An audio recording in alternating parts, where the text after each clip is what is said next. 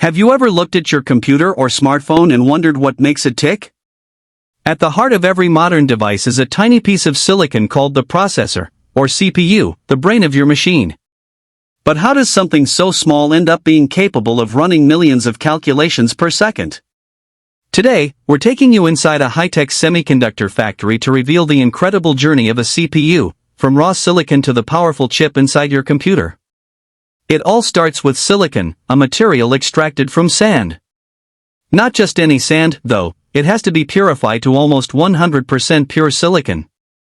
This silicon is melted at extremely high temperatures to form a cylindrical crystal called an ingot, which is then carefully sliced into thin, circular discs known as wafers. Each wafer is perfectly flat and polished, providing a clean canvas on which billions of tiny electronic components will be built.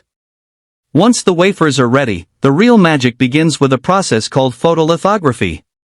The wafer is coated with a light-sensitive chemical called a photoresist, and then ultraviolet light is used, along with a mask, to imprint incredibly intricate patterns onto the surface.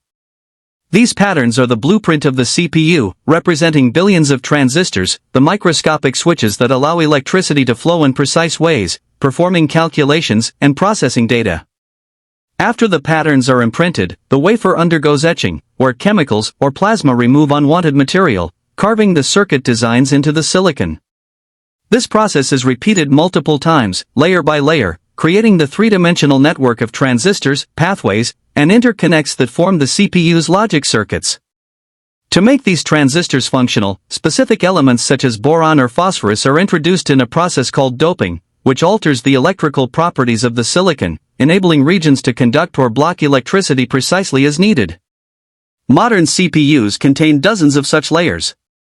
Once the transistors are formed and connected, thin metal layers, usually copper or aluminum, are deposited to connect the transistors.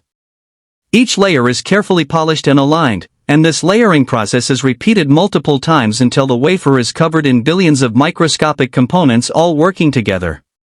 After these layers are complete, automated machines test each CPU on the wafer to ensure it performs correctly.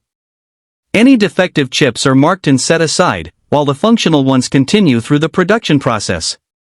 The wafer is then carefully cut into individual squares called dies.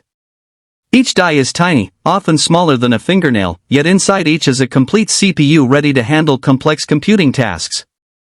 These dies are then placed into protective packages, which shield the delicate silicon from heat, moisture, and physical damage. Tiny wires connect the die to the pins or pads on the package, allowing the CPU to interface with the motherboard once installed in a computer. Even after packaging, the CPUs are tested again to verify performance. This testing process, often called binning, ensures that each chip meets strict standards for speed, power consumption, and reliability. Higher-performing CPUs may be sold as premium models, while slightly lower-performing ones are used in budget devices. Once testing is complete, the CPUs are boxed, labeled, and shipped to manufacturers around the world, ready to power laptops, desktops, servers, and even your smartphone.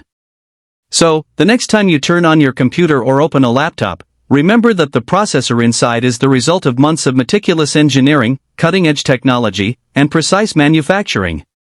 From raw silicon to a tiny chip capable of performing billions of operations per second, the journey of a CPU is a testament to human innovation.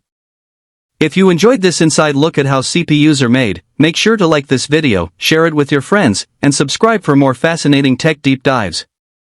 Comment below which part of the CPU manufacturing process amazed you the most. I'd love to hear your thoughts.